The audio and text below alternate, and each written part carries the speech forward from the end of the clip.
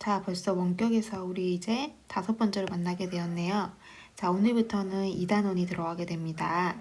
자, 여러분 미리 배부된 학습지 준비하고요. 교과서는 46에서 47페이지. 우리 함께 같이 봐야 될 부분도 있으니까 꼭 교과서도 같이 준비하도록 하세요. 그리고 원격 수업 때 지켜야 될 약속. 이거는 꼭 기억하고 나서 우리 수업을 시작해 보도록 하겠습니다. 자, 여러분 지난 시간 선생님과 우리나라가 한일 병합 조약에 의해서 결국 일본의 식민지로 빠지게 되었다라는 그런 내용을 한번 같이 공부를 했을 거예요.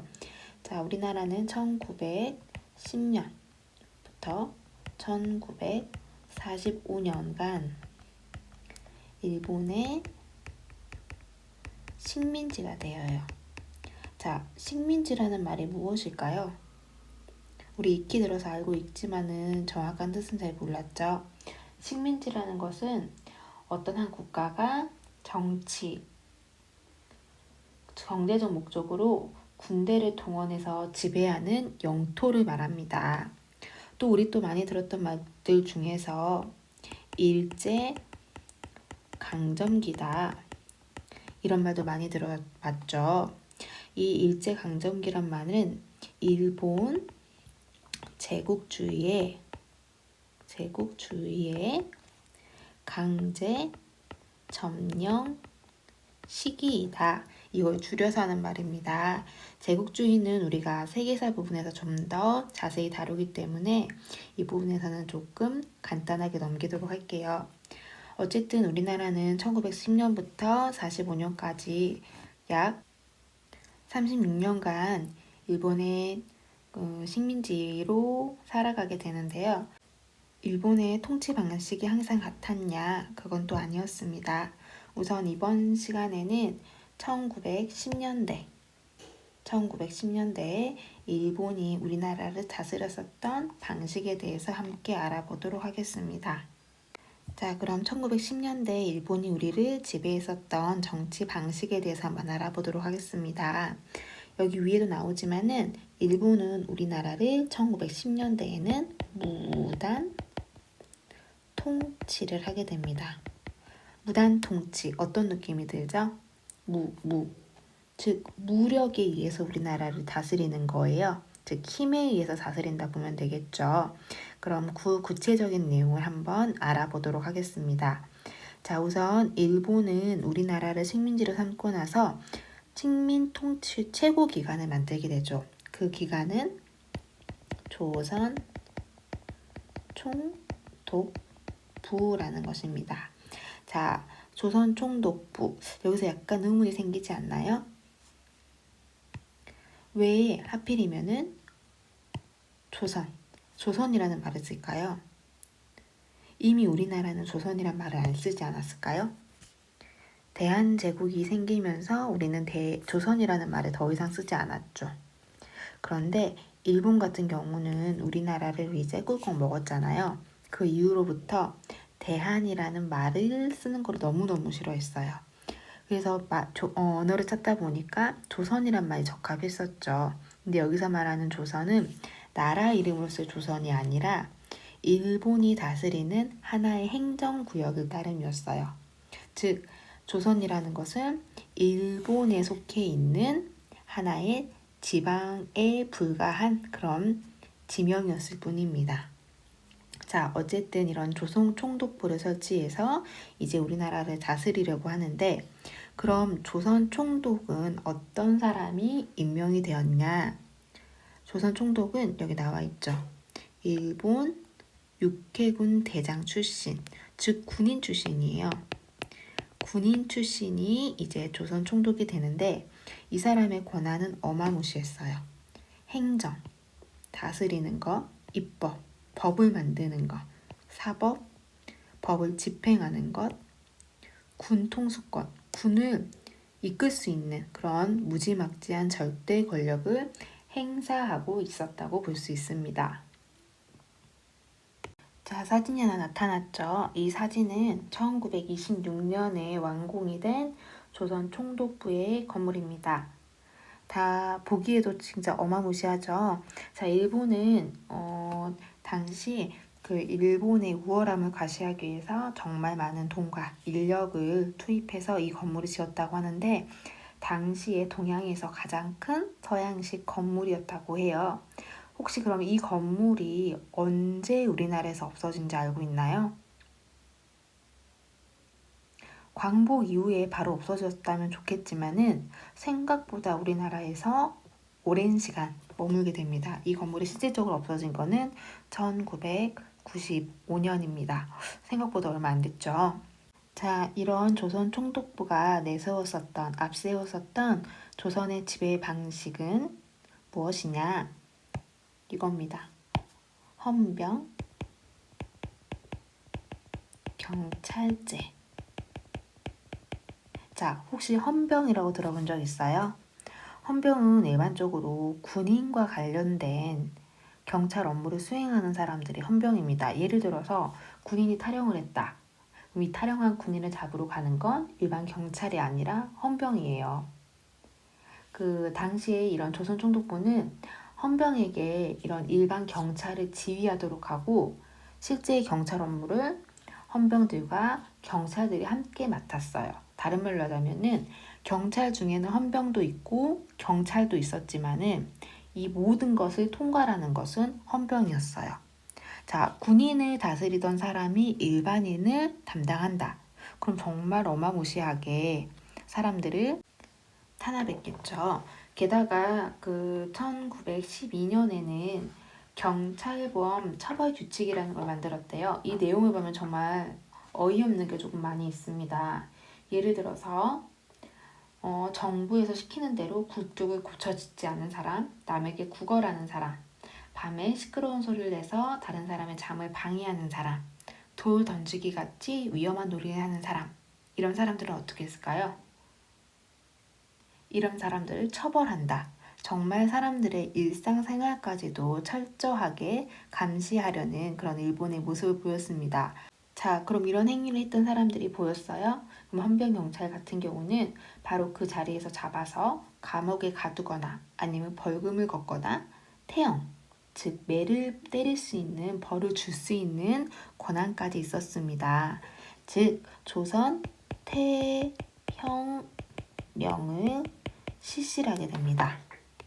자, 사진이 하나 또 떴죠. 자, 이 태형이라는 것은 사람의 양팔과 두 다리를 형판에 묶고서 매를 치는 그런 형벌인데요. 이 조선 태형령에 대해서 한번 교과서 46페이지에서 볼게요. 거기 보면 사료 톡톡 하고 나와 있죠. 자, 제1조 3개월 이하의 징역 또는 구류에 처해야 할 자는 그 정상에 따라서 태형에 처할 수 있는데 제13조 이게 너무 어이가 없죠. 본령은 조선인에 한하여 적용한다. 그러니까 조선인에 대해서는 이런 야만적인 형벌을 가할 수 있다.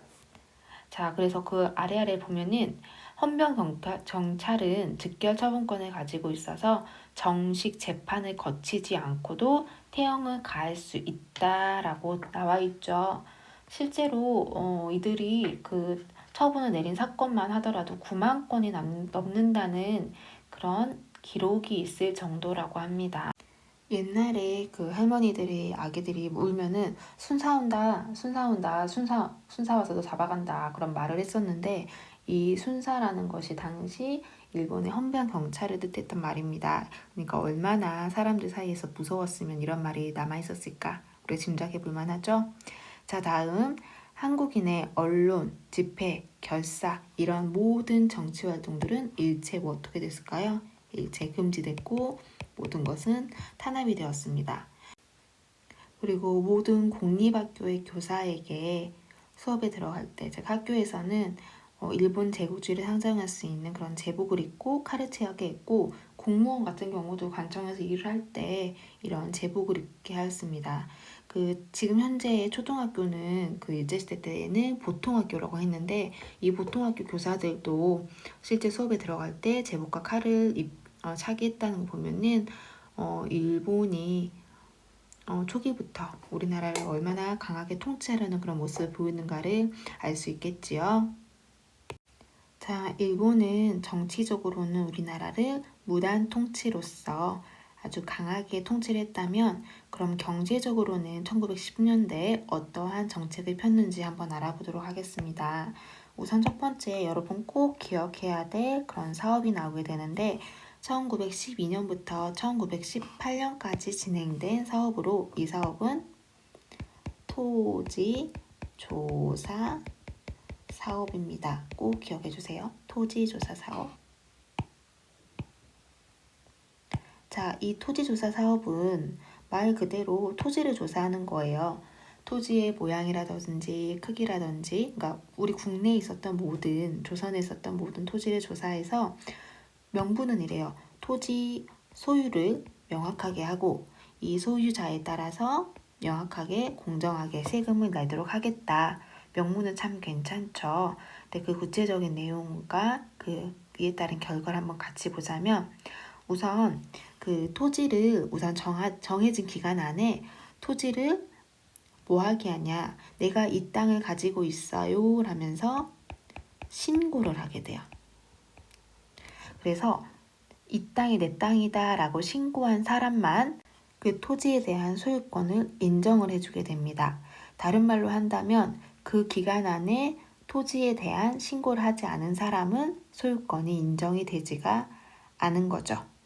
그래서 이렇게 인정이 된 사람에게만 세금을 부과하겠다라는 것이 가장 큰 내용이었습니다.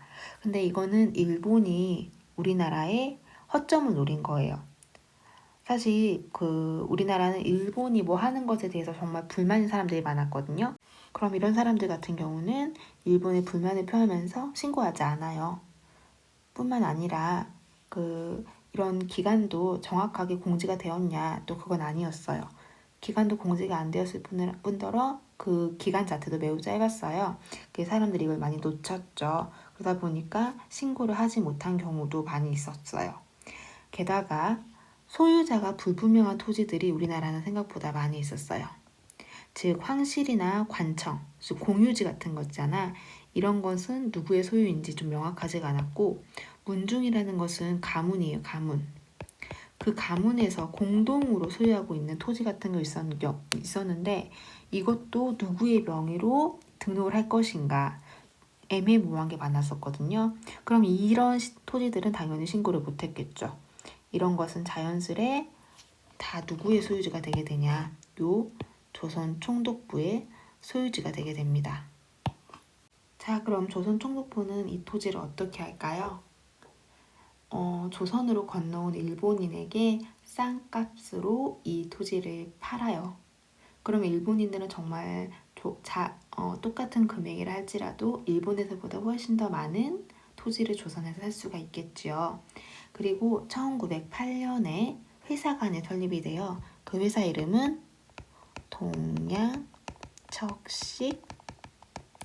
주식회사예요. 어떤 회사였냐? 교과서 47조 윗페이지에 보면 나와 있어요.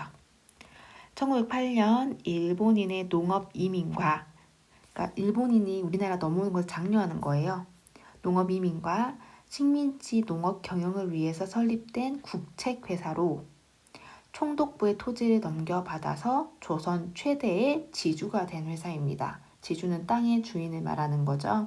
자, 이런 동양척식 주식회사에서 넘겨받아요. 그럼 동양척식 주식회사는 또 싼 값에 이거를 일본인들 파는 거예요. 그럼 정말 많은 일본인들이 농업 이민을 해서 오겠죠. 그래서 이들이 우리나라에서 점차 넓혀가겠죠. 결과적으로 본다면 우리나라에서 식민지 지주제의 그런 기반이 마련이 되게 되고요. 반면 우리나라의 농민들은 몰락하게 되겠죠. 실제로 땅을 가지고 있음에도 신고를 하지 않아서 땅을 잃어버렸어요. 그럼 이제 어떻게 해야 돼요? 먹고는 살아야 되겠죠.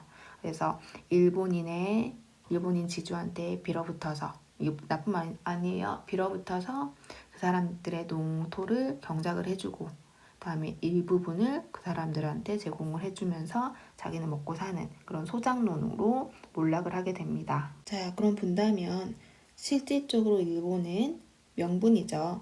우리나라에서 근대적인 토지 소유 제도를 확립을 하고 공평하게 세금을 부담하겠다라는 명목으로 토지조사 사업을 실시를 했지만 결국 실질적으로 이들이 추구하고자 했던 건 무엇일까요? 실질적으로는 우리나라에서 그렇죠.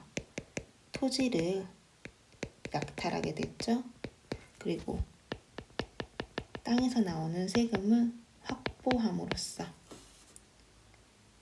자신들의 그런 통치 기반이 될 수 있는 세금을 명확하게 걷고자 했었던 그런 목적이 보이는 사업이 토지조사 사업이었습니다.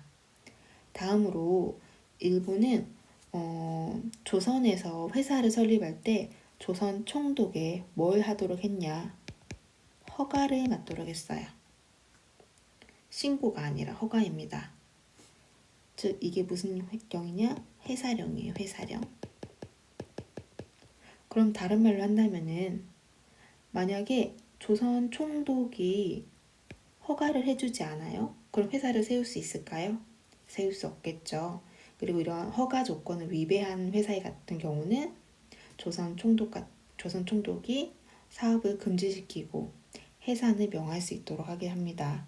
자, 이를 통해서 우리나라의 한국인의 기업 설립은 당연히 억제될 수밖에 없겠죠. 그럼 기업이 생기지 않아요? 그러면은 돈도 더욱더 성장하지 않겠죠.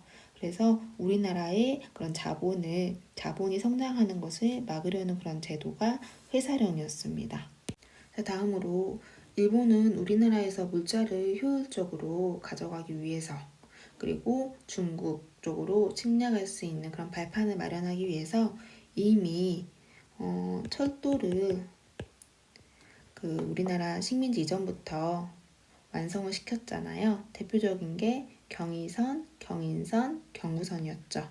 네, 이거는 큰 줄기였었고 여기서 뻗어나와서 각 지방으로 이렇게 흩어져 있는 조그만한 그 철도 노선들도 더 만들게 되었는데 호남선과 경원선이 있었어요. 그래서 일본은 우리나라에서 아주 치밀하게 자신들의 모든 것을 이뤄나고 있었죠. 자, 오늘 배웠던 내용을 다시 한번 정리해보는 시간을 가져보도록 할게요. 자, 우선 첫 번째. 자, 정치적으로 일본이 우리나라를 1910년대, 지금 1910년대죠. 다스렸던 정치 방식은 무단 통치. 자, 가장 식민 통치의 기반, 뭘 두었죠? 조선 총독부. 그리고 조선 총독부가 앞세웠었던 것은 헌병, 경찰제도. 기억할 수 있겠지요? 자, 대표적인 게 즉결처분권, 그냥 재판 없이 바로 처분할 수 있는 조선 태형령도 있었다는 거 기억나지요? 자, 그 다음에 경제적으로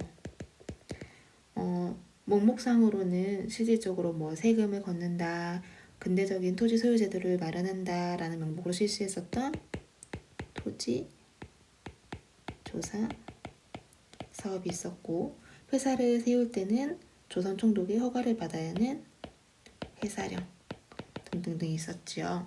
자, 이런 가운데서 우리 민족은 숨을 쉴 수 있었을까요? 일상생활이 모든 것이 통제를 당하고 토지도 잃고 사실 너무 많은 불만이 쌓였겠죠. 결국 이 불만은 1919년 무엇로 폭발하게 될까요? 네, 3.1운동으로 폭발하게 됩니다. 자, 이 3.1운동에 관한 내용은 우리 다음 시간에 한번 배워보도록 할게요. 오늘 배웠었던 내용 다시 한번 살펴보도록 하세요.